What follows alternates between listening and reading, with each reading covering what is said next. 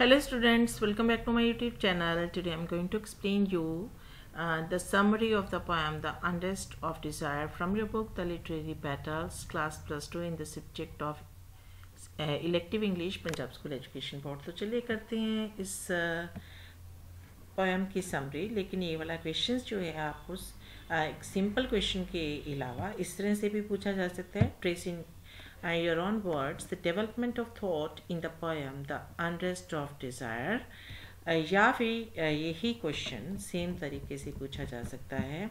What did you learn about the poet's attitude towards the human desires from his poem The Unrest of Desire, right? तो चलिए करते हैं इसको। The Unrest of Desire is a beautiful poem by K. N. Darwala conveying a message that one should not suppress one's instincts. ये जो unrest of desire है ये बहुत ही खूबसूरत जो कविता है किसके द्वारा लिखी हुई है? के एन दारवाला। और उन्होंने क्या मैसेज कन्वे करने की कोशिश की है कि one should not suppress one's instincts, कि किसी को भी अपनी जो प्रवृत्तियां हैं, प्रवृत्तियाँ क्या होती हैं, इंस्टिंक्ट्स क्या होती हैं बच्चे? ये बाय बर्थ आपके अंदर से कुछ गुण होते हैं, जैसे हंसना, रोना, प्यार करना, नफरत करना, ये अंदर से ही पैदा होते हैं, ये कोई सिखाता नहीं है आपको, ठीक है। भूख, प्यास, तो सोना, जागना, ठीक है, ये सब जो क्या होती हैं हमारी इंस्टिंक्ट्स होती हैं। इसके लिए हमें किसी को सिखाने की, ट्रेनिंग देने की ज़रूरत नहीं पड़ती, because it is neither possible not desirable.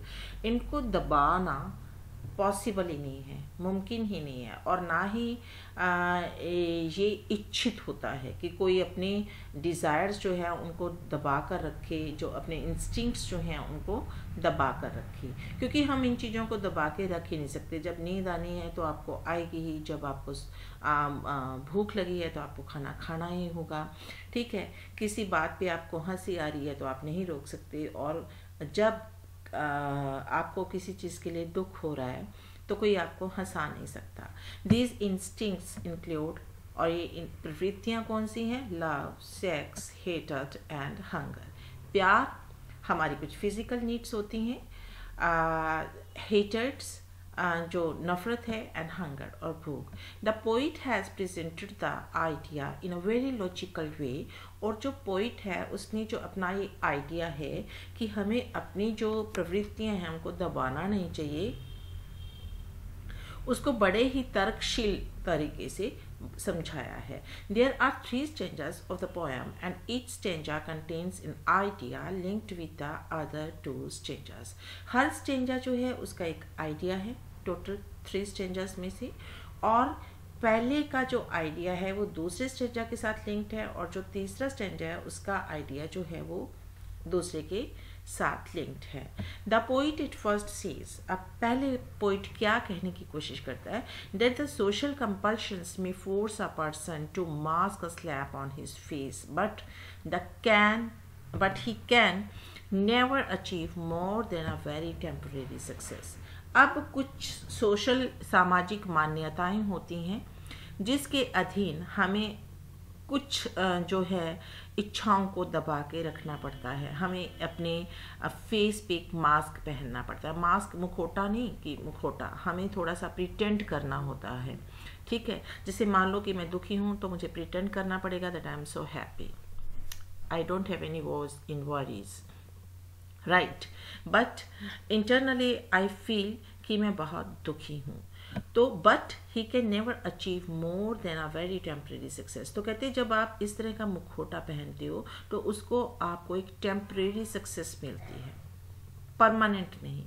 But the face tries to conceal, जो आपका चेहरा जो है वो दिखाने की कोशिश कर रहा है, छुपाने की कोशिश कर रहा है, द आइज रिवील, वो आपकी आंखों से झलकता है। मान लो आप बहुत दुखी हो लेकिन आप खुश होने की एक्टिंग कर रहे हो, ठीक है, खुश होने का आपने एक मुखौटा पहन रखा है, तो आपकी आंखें जो हैं उनमें जो दर्द है, जो आपको गम है, जो दर्द है, वो वहाँ से झलकेगा। The eyes can't hide the unrest of desire. Unrest होता है बेचैनी, ठीक है। आपने जिस इच्छा को दबा के रखा हुआ है, जिस प्रवृत्ति को दबा के रखा हुआ है, ठीक है, उसको क्या चीज़ रिवील करती है? आपकी आंखें, ठीक है। और आंखें उस चीज़ को छुपा नहीं सकती जो आपके अंदर चल रहा होता है. They give an expression to the agitation in the mind when the desires are suppressed. और जब हम इच्छाओं को दबाते हैं तो क्या होता है, हमारे माइंड में क्या होता है, एक विद्रोह चलता रहता है. ठीक है, आपके अंदर कोई गुस्सा किसी टाइप का या एक विद्रोह जो है वो चलता रहता है. The poet then tells the different ways in which people try to suppress और hide the unrest of desire. First stanza में उसने क्या कहा कि लोग जो है ना कुछ सामाजिक मान्यताओं के चलते हुए, कुछ सामाजिक दबाव के चलते हुए अपनी कुछ प्रवृत्तियों को दबा लेते हैं. कौन सी प्रवृत्तियां बताई हमने? Love, sex, hated and hunger. ठीक है, लेकिन सेकंड स्टेंजा में वही जो बात को आगे चलाता हुआ पोइट कहता है कि किस तरह से डिफरेंट वेज होते हैं जिनसे कि हम अपनी जो इच्छाएं होती हैं, दबी हुई इच्छाएं होती हैं, ठीक है, उनको छुपाने की कोशिश करते हैं. अकॉर्डिंग टू हिम, पोइट के द्वारा, people not only wear a mask on the face, ना लोग सिर्फ अपने मुंह पे मुखौटा पहनते हैं. किस चीज़ का? जैसे अगर वो दुखी हैं तो खुश होने का मुखौटा पहन लेते हैं, गुस्सा आ रहा है तो वो बहुत कूल होने का नाटक कर सकते हैं. अकॉर्डिंग टू हिम, उसके अनुसार, people not only wear a mask on the face but they also pretend to be soft, sweet and gentle. अब बहुत गुस्सा तो आ रहा है आपको, लेकिन सामाजिक मान्यता ये है कि आपको एक ऐसी सिचुएशन में आप हैं कि वहाँ पे गुस्सा शो नहीं करना है, तो आप वहाँ पे अंदर ही अंदर घुटन महसूस करोगे, लेकिन बाहर से आप क्या दिखाओगे कि आप तो बहुत सॉफ्ट हार्टेड हो, बहुत स्वीट हो, बहुत मिठास है आपके अंदर और बहुत ही नरम स्वभाव की हो. They try to bury the unrest of desire in the deepest recesses of their heart. और वो अपने दिल की गहराइयों में जो वो बेचैनी है उसको दबा के रखते हैं, उसको दबा देते हैं. Sometimes they try to hide it under the weight of sand, stone and cement, but all in vain. And sometimes वो इसे किसके वेट के अंदर? रेत, पत्थर, सीमेंट, इसके अंदर दबाने की कोशिश करते हैं. The poet in the end says, और लास्ट में, बिल्कुल एंड में, अंत में पोइट क्या कहना चाहते हैं? That a man turns to art so that his unrest of desire में बी चेक्ड. अब इच्छाओं को दबाते चले जा रहे हैं, आपकी प्रवृत्तियों को दबाते चले जा रहे हैं जो कि नेचुरल है, जिनको दबाया नहीं जा सकता, जो पॉसिबल ही नहीं है. ठीक है, तो फिर जो लोग हैं या जो इंसान है वो आर्ट का सहारा लेता है. ठीक है, ताकि वो अपनी बेचैनी है जो उसको उसके थ्रू जो है दर्शा सके. The primitive artist made pictures और drew lines on the wall of the cave with a needle like object. और जो प्रिमिटिव जो था आर्टिस्ट, यानी कि जो ओल्ड आर्टिस्ट होते थे, वो क्या करते थे, वो जो वॉल्स होती थी किसी भी गुफा की, वहाँ पे किसी तीखी चीज़ सी जो नीडल लाइक होती थी, एक सुई के जैसी तीखी होती थी, उसके साथ कुछ पिक्चर्स ड्रॉ करते थे या फिर कुछ लाइन्स ड्रॉ करते थे जो कि उनकी दबी हुई प्रवृत्तियों की द्योतक होती थी, उनको दर्शाती थी. ठीक है, the modern man does the same.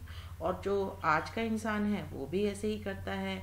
Same thing in order to supplement his unrest of desire. Supplement मतलब होता है कि उसको रिप्लेस करने के लिए, किसको? अपनी दबी हुई इच्छा को. जैसे मान लीजिए कि आप बहुत दुखी हैं, तो उस दुख वाली जो है आप कोई कविता लिखते हैं, कोई कहानी लिखते हैं, ठीक है, या बहुत संवेदनशील हैं और बहुत परेशान हो जाते हैं किसी सोशल लेवल को देखकर, तो उस पर आप एक कोई कहानी लिख देते हैं, अपनी कोई रचना कर देते हैं.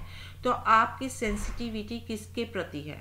अगर हम पोइट्री पढ़ते हैं, ठीक है, लिटरेचर पढ़ रहे हैं, तो लिटरेचर की ही बात कर लेते हैं. अगर हम देखते हैं कि कोई पोइट किसी चीज़ के प्रति संवेदनशील है, जो सोशल इवल के प्रति संवेदनशील है, तो उसकी ऑलमोस्ट रचनाएं किस पे होंगी, उसकी ऑलमोस्ट जो राइटिंग्स होंगी वो किस पे होंगी? वो सोशल इवल पे होंगी. उसका जो सच है वो दिखाने की कोशिश करती होंगी. ठीक है, तो उसी तरह से जो इंसान जो है वो बहुत खुश है या नेचर लविंग है, तो वो नेचर के ऊपर ही अपनी जो पोइट्री है या अपनी कविता है या अपनी कोई कहानी है वो लिख देगा। ठीक है, तो इस तरह से हमारी जो प्रवृत्तियां हैं जो कि नेचुरल है, जो बाय बर्थ होती हैं, जिनको हम दबा नहीं सकते, अगर हम दबाने की कोशिश करेंगे किसी भी मुखौटे को पहन के, ठीक है, तो वो टेम्पोरेरी होंगी, थोड़े टाइम के लिए होंगी, लेकिन हमारे अंदर ही अंदर एक युद्ध जो है चलता रहेगा, जो कि हमारे माइंड में एक एजिटेशन को, एक विद्रोह जो है उसको जन्म देगा। तो हमें कभी भी अपनी इच्छाएं जो है उनको दबाना नहीं चाहिए, उसके लिए कुछ ना कुछ जो है हमें उपाय कर लेना चाहिए, क्योंकि उन इच्छाओं का दबा लेना मीन्स हमारी ओवरऑल पर्सनैलिटी जो है उसके लिए वो अच्छा नहीं है। उसका मतलब ये है कि हम खुद को भी नुकसान पहुंचा रहे हैं, और जो अनडिजायरेबल है, जो चीज़ मतलब इच्छित नहीं है, हम उसे अपनी लाइफ में इम्प्लीमेंट किए जा रहे हैं। तो ये बहुत ही सुंदर पोएम थी, जिसके थ्रू जो पोइट हैं उन्होंने एक बहुत ही सुंदर मैसेज कन्वे करने की कोशिश की है कि कभी भी अपनी इच्छाओं को जो है वो दबाना नहीं चाहिए, क्योंकि वो बेचैन रहती हैं, अंदर ही अंदर इंसान बेचैन रहता है और उसकी वजह से उसके माइंड में एजिटेशन होता रहता है। तो उम्मीद करती हूँ आपने ये वीडियो एंड तक देखा होगा, आपको ये समझ भी आ गया होगा द अनरेस्ट ऑफ डिज़ायर इसका मतलब क्या है। मिलते हैं नेक्स्ट वीडियो में इसके शॉर्ट आंसर टाइप क्वेश्चंस के साथ। Till then goodbye, have a nice time.